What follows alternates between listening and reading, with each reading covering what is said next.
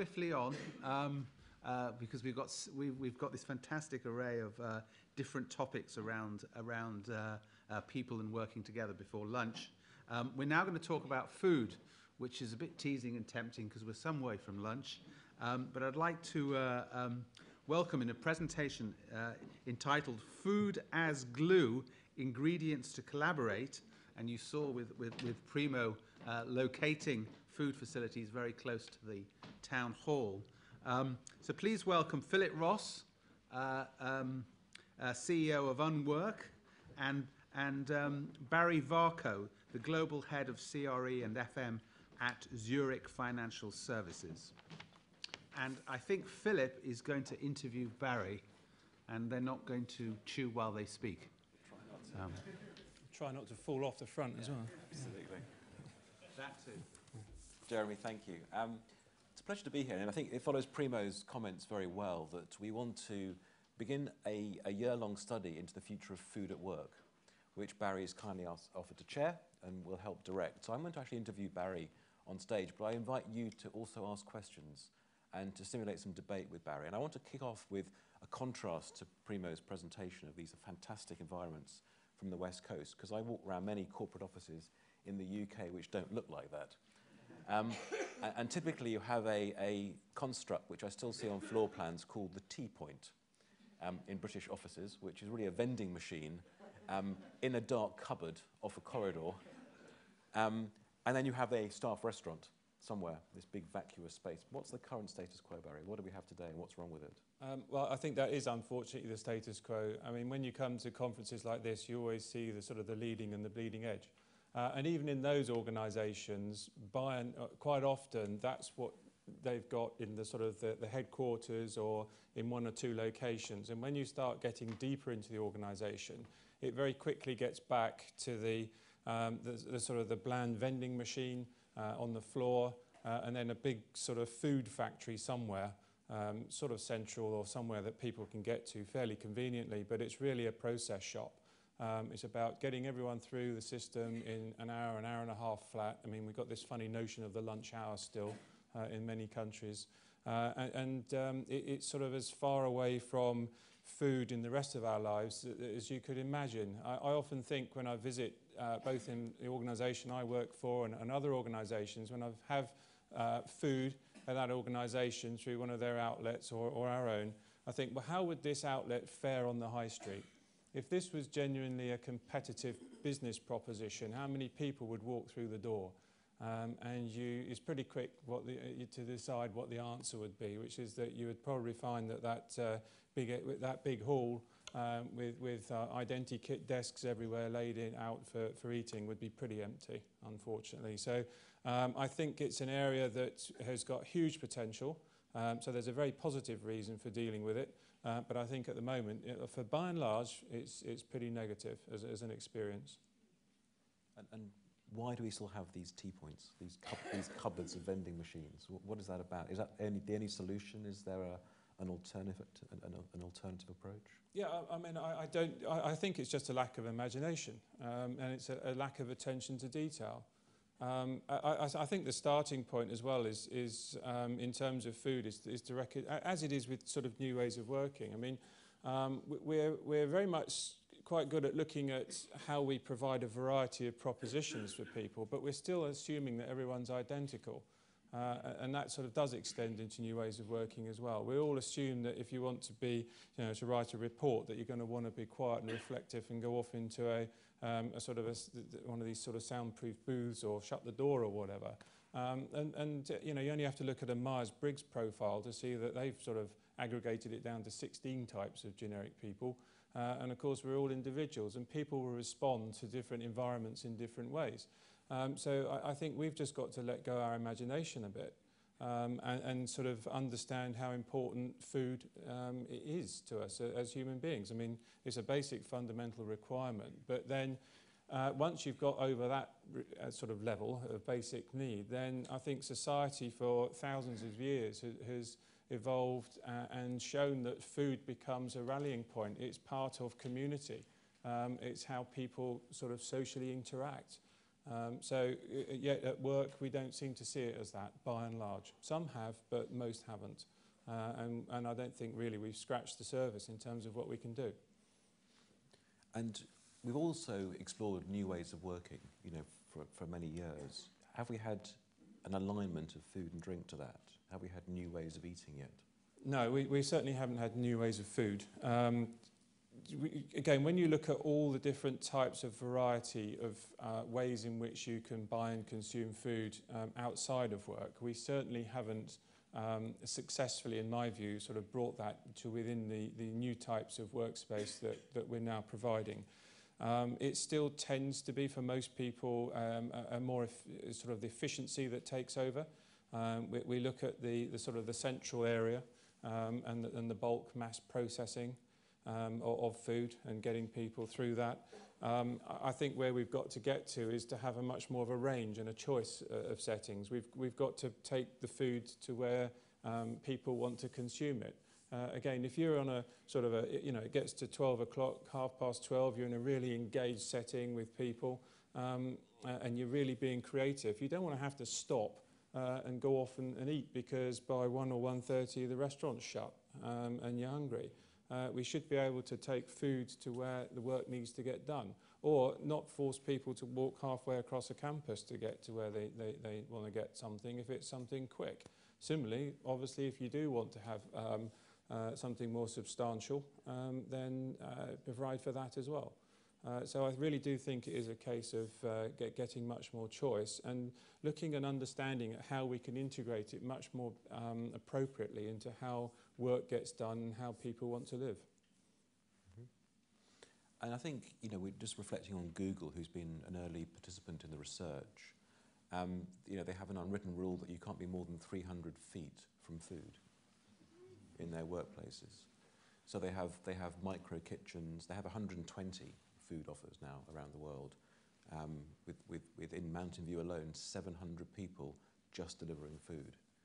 And the figures are staggering. I mean, they bake on site 15,000 fresh pastries a day on the Mountain View site for Googlers, and serve over 2 million free meals a year. How does that compare to what you see elsewhere in the world? Are they unique? And I don't know if Primo wants to comment about other food offers that you've been involved in the Valley, but you know, is that just Valley culture? How does that compare? What's the trend?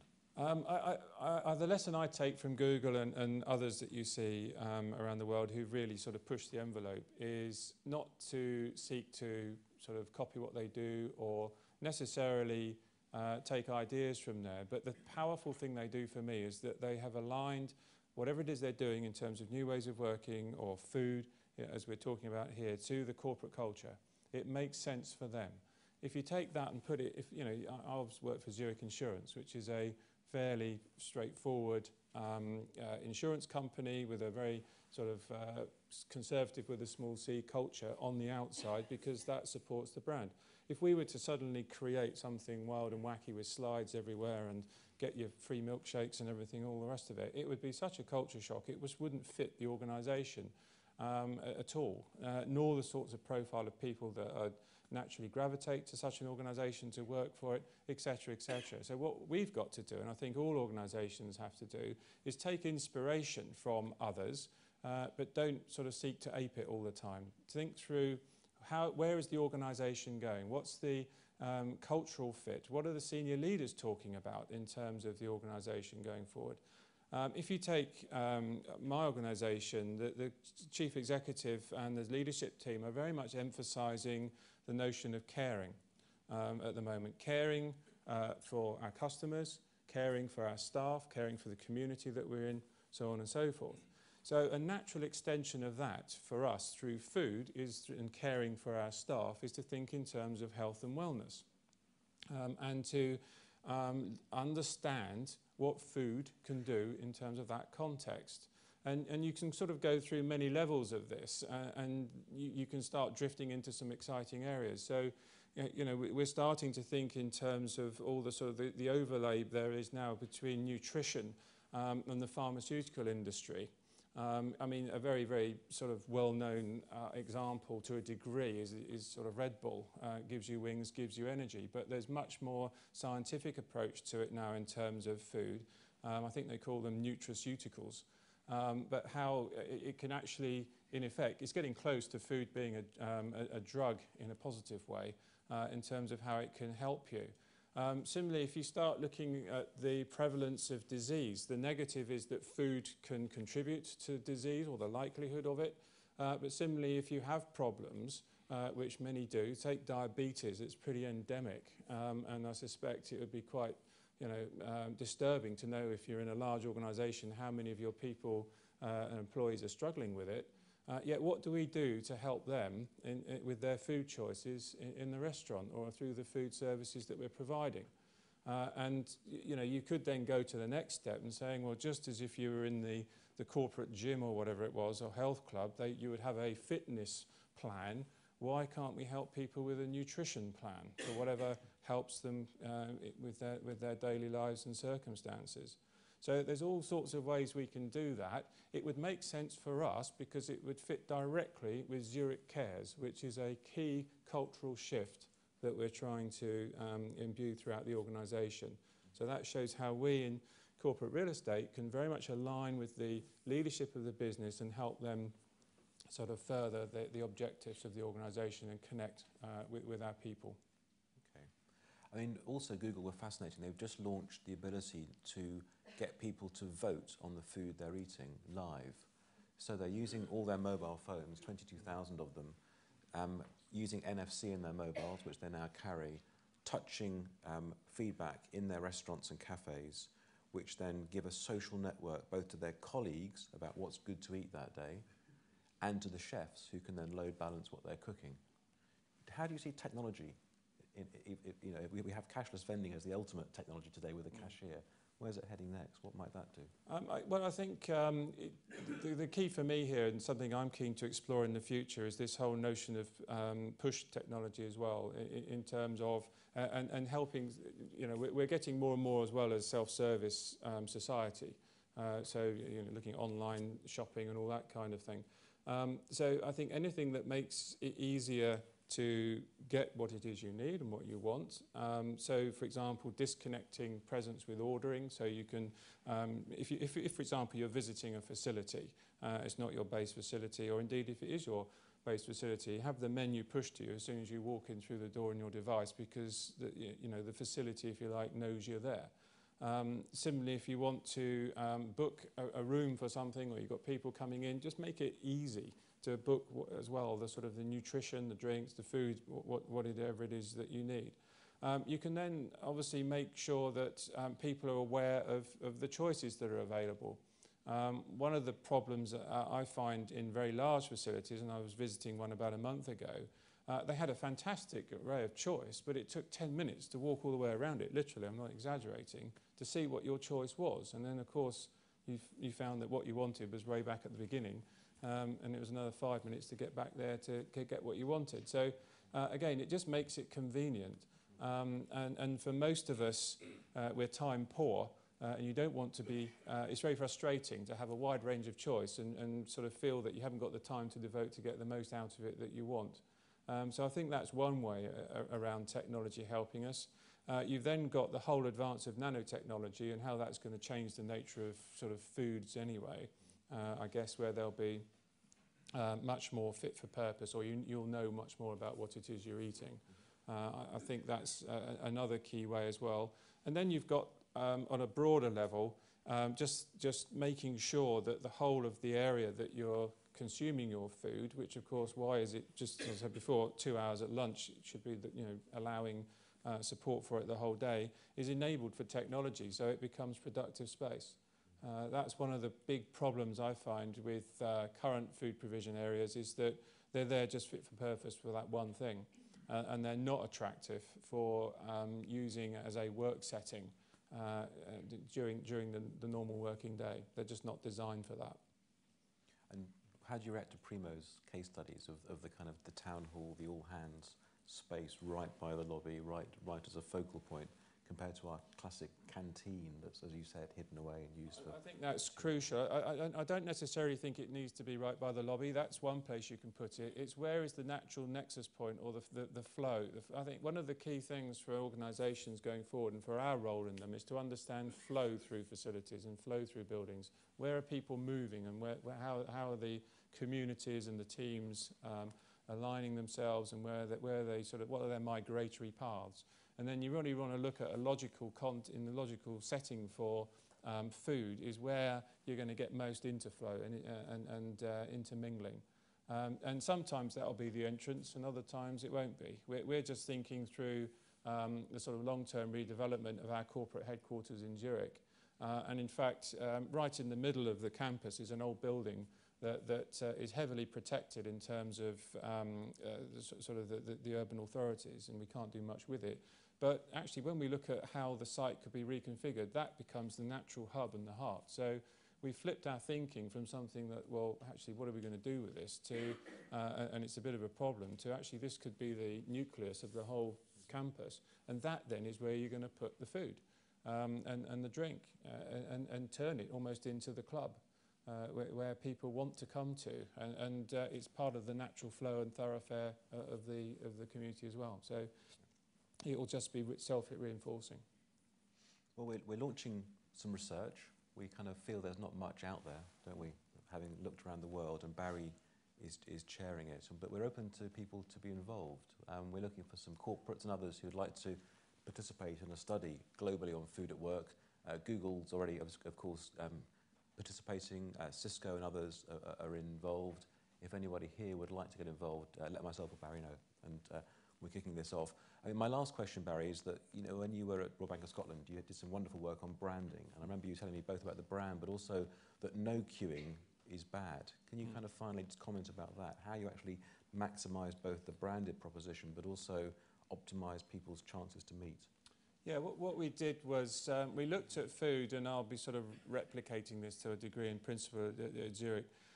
We looked at food as a way in which we could help tie the organisation together. I mean, any organisation that's in multiple regions, multiple countries, food differs. It's part of the diversity, and if you look at that as a way of sort of inclusiveness and starting to take from the menu of different countries.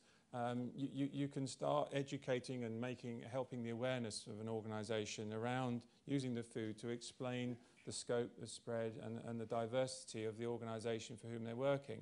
But you do want to get something that's consistent and to tie it together, and brand does that. And again, if you can, align to something that's important within the organisation. So at RBS, 1727 was a significant year because it was the year that it got its sort of royal stamp of approval, and allowed it to call it Royal Bank of Scotland. So we took a sort of an image of the sort of the seal with the 1727, and rather than having, you know, Sodexo, Compass, Restaurant Associates, Aramark, whatever it was, and apologise to anyone I've forgotten, and having, you know, on all the napkins and all the bags that people use that brand, we had 1727 everywhere in the world. It was quite amusing actually in India because it was a bit of a one-upmanship, but there was a sort of a shared food court where we were able to put in our 1727 brand, an outlet for our staff, and other subtenants in this complex had their outlets, and one of them had since 1971 as the strapline, i.e. they'd been around a long time.